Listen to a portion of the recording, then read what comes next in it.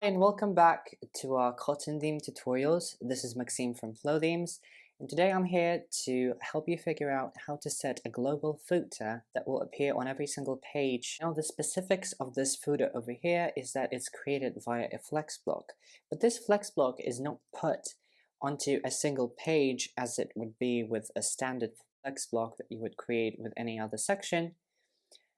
It is set in the footer setting, which is a standalone part in the Flow Theme tab. Let's head over to the dashboard and select the Flow Theme tab and go to Footer. What we need here is first of all footer areas order, because you can see that there's an Instagram area footer, flexible area footer, and copyrights area footer. The one we're actually axing our attention on is the flexible area.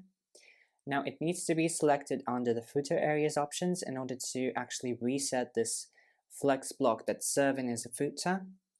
We can open the builder and treat it as any other flex block that we ever had. You can select a suiting flex block from templates, or you can create your custom one.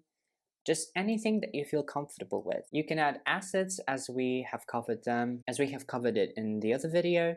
You can add color accents if you wish, or create an entirely new block with text. After you have saved the footer, you close the builder, and don't forget to update the page. Now every single page that has footer enabled will display this footer that you just set. Thank you for watching and stay tuned for more about Cotton.